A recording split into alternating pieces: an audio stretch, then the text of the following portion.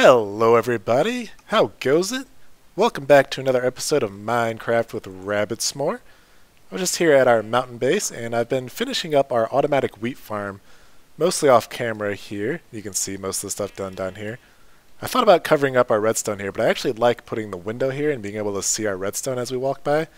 Looks pretty cool. And if you guys haven't seen this already, this is my automatic wheat farm that automatically replants itself using a villager. It's really cool. You just press the button, it harvests the wheat, and the villager comes out and replants it for you. And if you want to know how to build it, I have a tutorial in my tutorial section of my channel, so definitely check it out. It's really cool. It's pretty much the only way to automatically replant something like wheat or potatoes or carrots, of which I also have tutorials for. But anyways, I've got all of this completed for the most part. I've got all of our redstone set up, our item elevator, our hopper timer system, and our item sorting system. But the only thing I still need is our ice. We're still missing the ice that we need for our item elevator system here that would be pushing the items into here. And the only way to get ice, get out of here. The only ways currently to get ice are to either silk touch it with an item that has the silk touch enchantment. So when you break the ice with that item, it would drop the actual ice. But if you break it with any other item, it just turns into water. And the other way to do it is to place water somewhere where it is snowing, like on the top of a hill like that, and it would turn to ice eventually. But obviously, since we don't have any snow down here, I'm going to have to find a way to get silk touch. So the first thing that I want to get done in this episode is probably going over to our blaze farm, getting some experience there. Obviously, I won't be showing all of the gaining experience and grinding there because that's going to take a while.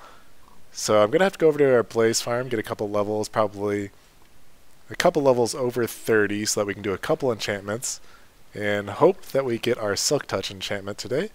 And then once I do get the silk touch enchantment, we'll go make an ice farm for our world, and then once I get enough ice, I'll come back down here and set up this system.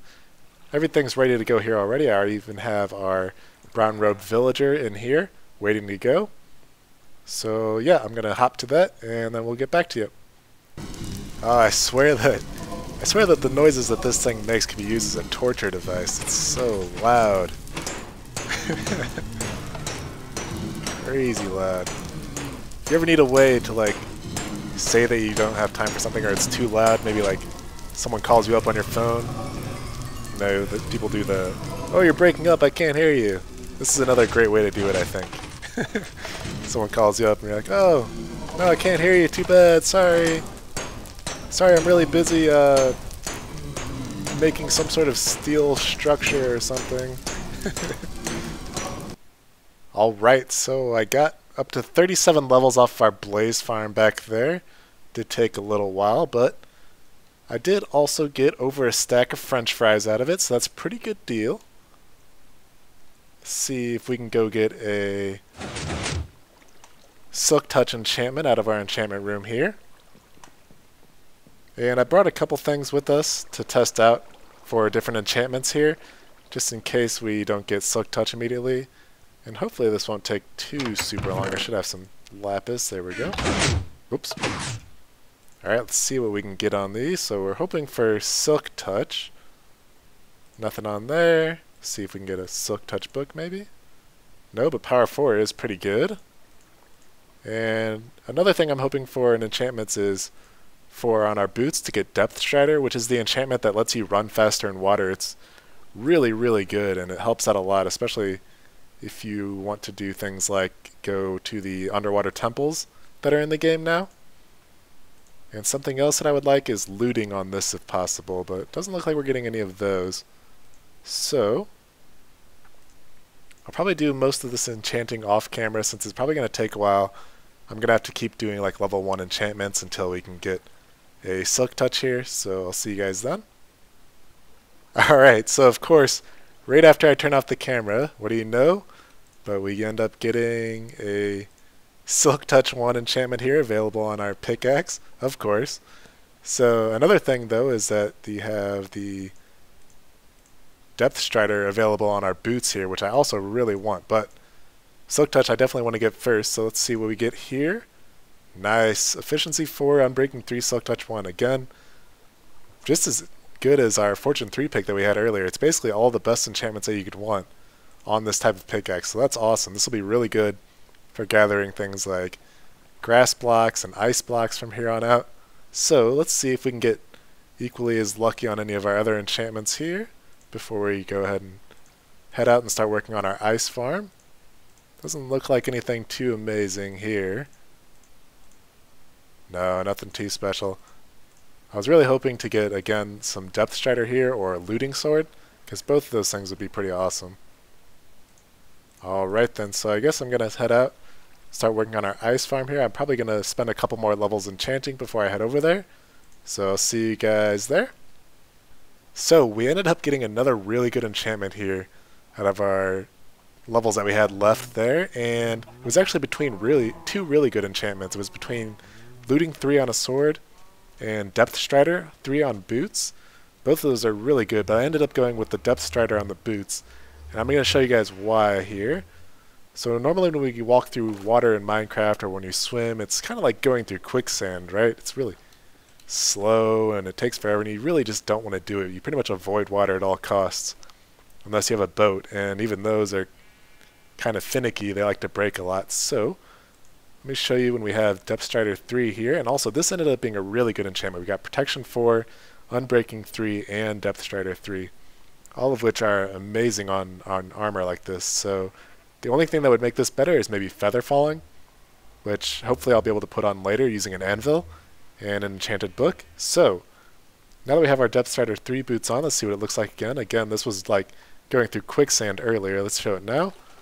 You can see it's basically like we're just walking on land. We're basically going the exact same speed that we would if we were walking on land. It's ridiculous. It's pretty much one of the best enchantments in the game, I think. It's probably my favorite enchantment. And you can even run while you're in here. And it's almost even faster. I think it's even faster than running on land. It's just completely ridiculous and probably the best enchantment there is. It's really cool. So the next thing I was going to work on was our ice farm, and I'm going to have to find a spot for that, either on top of our mountain base or around another mountain that has snow on top of it, because we have to find somewhere that has natural snow. And again, check this out with the Depth Strider. I don't even have to worry about the water carrying me away here, because I can just walk through the water so quickly. Pretty much amazing. So let's go ahead and head to the top of our mountain base here, see if we can find any good spots for the ice farm. The Enderman. Enderman. I keep finding all these little spots missing around my base of dirt where the Enderman keeps stealing things. These guys are jerks. Alright, so let's head through here to the top of our mountain base. And I know for sure we have snow on top of our base here, around here, and a couple of mountains around here as well. Let's see. I guess we'll head around the outside here and find a way up top. Yeah, I think I'm just going to build my way up here for now, and then I'll break all of this later on, since I know that this goes up to the top of our mountain pretty easily from this point.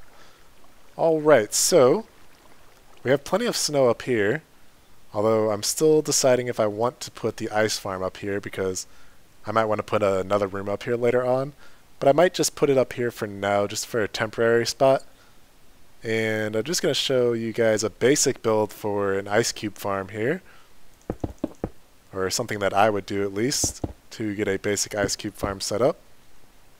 And I'm going to build an area out that's going to be like a 3x3 area here.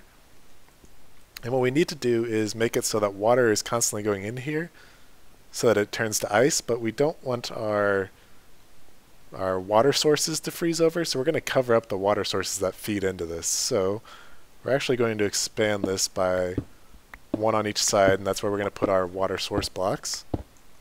Let's go ahead and do that. Whoop. Let's put it in the exact same spot again. Alright, so let's expand this out by one. There we go. And then I'm just going to cover up the spots. Again, this is all temporary, so that's why I'm using cobblestone. And you could use redstone. I'll probably do that later on once I find a better spot for this. I'll be using redstone to set up pistons, be able to turn this farm on and off. But for now, this is what I'm doing. So we're going to put our water source blocks under these blocks, because if they're covered up, they won't turn to ice. It's only the water that is exposed to the air, like the sky, and doesn't have a light source near it that will turn to ice. So we go ahead and get our source blocks of water here, but for whatever reason I'm missing one here. Let me go ahead and grab another source block. I'll be right back. Alright, so we're going to place our second water source here, and that gives us an infinite source between these two, so we can go ahead and pull that out. And we'll just keep moving these source blocks around here until we've got the entire sides filled with infinite source blocks, and there you go.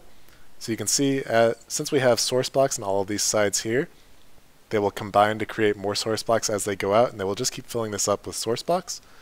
So now when this freezes over, which shouldn't take too terribly long, but when it does, these will start turning to ice, and once they do, I can come through and break them with my Silk Touch pickaxe and pick up the ice cubes. And the source blocks here will stay unfrozen, so as I break these out, they'll just keep refilling it with water over and over, and I can just keep coming up here and breaking this out.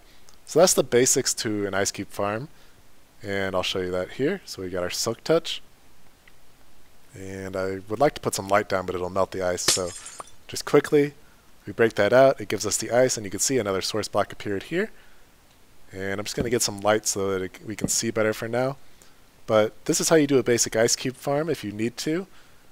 And you don't even need to have the source blocks on the sides if you don't want to, but it will freeze over your source blocks, and you'll have to keep getting water from somewhere with buckets. So this is the best way I can think to do it. And like I said, once I find a better spot for it, I'll make a nicer farm. I'll use some nicer blocks and potentially use some pistons to open and close the water for later on. But that's pretty much this for now. So I'm going to wait to get us some ice here, and then I'm going to go put it in our wheat farm and check out that system. Alright, so we got plenty of ice now, so I'm going to go ahead and try to finish off our wheat farm here so we can do a test run of this thing. So we got to go down in our tunnel system, place all the ice that I just got here. See, we should have plenty. Let's see, 1, 2, 4, 5. Yeah, that should be plenty. Oh, and I need to make sure to get rid of these torches because the light will actually melt the ice when it goes through. Okay, so yep, we had just enough ice here. Go ahead and dig my way back out. We want to make sure that we don't have any light sources like torches going down there. Which seems fine so far. Yeah, it doesn't look like any torches are too close here. And then I'm going to close off this area so that our water doesn't come flowing out of here. I'll have to get a better, something other than cobblestone for later on. So this should be good to go. I'm just going to have to go test it now. So, we're going to release our water here. And I want to make sure that that goes down there correctly as well. Doesn't wash out any redstone or anything. Alright, seems good so far. I should be able to see the water down here. Or the ice at least. Yep, cool. Alright, so now if I go back up top, I'm going to go ahead and release our villager, which I had trapped for now, so that he wouldn't come out and break stuff while we're working on it. And let's go ahead and switch this and see if it worked out. Alright, so far seems good. Broke everything. The water stayed out for just long enough to get everything out. Looks like our seeds are coming through the floor. Awesome. It unlocked our door for our villager. Very cool. And let's see how much wheat we got out of that as well. Nice, so we're already almost at a stack of wheat just from that one harvest. Turned out being really good. So again, this type of farm is awesome, so you should definitely check out, if you're interested, check out my tutorial in the tutorial section. That piece of wood's in there. The tutorial section of my channel. It's really cool, and it does work with wheat or potatoes or carrots.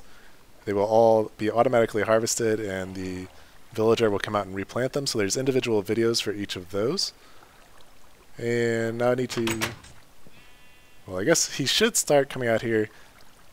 Oh, actually, I never gave him any seeds originally, so he still doesn't have any seeds in his inventory. So he doesn't even think about replanting. So actually, I need to go down there and give him some of these seeds. So is there any safe way to go down? I guess I'm just going to have to trample a crop here. Oh, aw. So I'm just going to go ahead and give him all of our seeds here. Because otherwise, they only start planting once you give them seeds. So that's how you start up this whole system in the first place. So now that he has his seeds, we can go ahead and get ourselves out of here. We're going to have to come back with a hoe and till that dirt. Don't think I have one on me here. No, but I should be able to make one real quick. Let's go ahead and get a crafting table. And we'll make a hoe. So we can take care of that farm spot there. Well, I don't know why I got the achievement. It's definitely not the first time I've done this. Alright. It's weird. Sometimes when you come back into your worlds in Minecraft, you'll get like the very beginning achievements, even though you've obviously done all of them before. It must be a glitch. I don't know how they haven't fixed that one yet. But you can see he's already replanting everything, which is pretty awesome. So then the next time I come back, I can just reharvest it again, and it'll automatically replant again. Pretty cool. So let's move on to something else here. So I want to get your guys' ideas or your feedback on this next project here, and let me first describe what it is here. You can already see I have a basics of a tree built here. It's obviously not finished, but my idea for the next project is I want to start a tree village where our villagers will be living later on. So basically making our own village for the villagers to live in, where they could walk and go between, where we can come over and trade with them. But it's going to be up in trees like this one here. So you can see it's just a larger tree, and it has a platform going around the outside that they could walk around. And later on there will be other trees like this one, larger or smaller, going around. I think I want to have one large tree as the centerpiece, and then it'll go over to smaller trees where they live. And there'll be bridges connecting each of them so that they can walk between them. And I think it'll look really cool when we actually have a bunch of these built up with little bridges going between them and seeing their own little village area there. So I want to get your feedback on it, what you think of the idea, what you think of the tree itself. Obviously this one could use a little bit more work. It needs to probably go up a little higher. I'm going to do a little bit of some finishing touches here. Put a little more leaves on top real quick and we can see what that looks like. And obviously I'll need to do some enchanting again, probably get an axe enchanted up with some efficiency and stuff, because this is going to take a lot of wood over the long run and a lot of leaves as well. So let's just go ahead and toss some up here. And we're trying to make it look pretty random so it doesn't look too sculpted and too squarey. And I'm just going to toss a couple more leaves up here, and then we can go back down and see what it looks like from down below. Alright. Let's go ahead and see what all of that looks like from down here. Again, let me hear your feedback on what you think of this idea, or if you think if these trees could look better, if you have some better examples of what some good trees would look like. It's going to take a while until I come up with some ideas that I actually like for these, since it's kind of hard to do large trees like this and make them look nice, since obviously I'm going to need a lot of leaves up here and probably some more branches coming out than just these ones here. But I think for now it's a pretty cool idea and it looks pretty good. And I think it'll be really cool once we actually get our villagers in here and see them with their own little ecosystem over here going between the trees. So yeah, let me know what you guys think. And I think, again, I'm probably going to do one larger one, which I think this will probably be our largest, because anything bigger than this is just going to be really hard to make look nice once it gets up to a good height. So this one will probably be our largest, so I'll probably extend it up a little bit more, add some more leaves and branches. And it'll be going over into smaller ones, maybe 2x2 trees or 3x3s with a couple branches and just houses on top of them. I think it should turn out pretty cool though. But aside from that, I think that's about all the time we have here. I think that this project's going to look really cool in the end, and it's going to take a while, so we're going to have to do it in between other projects probably on other episodes. But yeah, anyways guys, thanks for watching. Hope you have an excellent day, and see you in the next episode.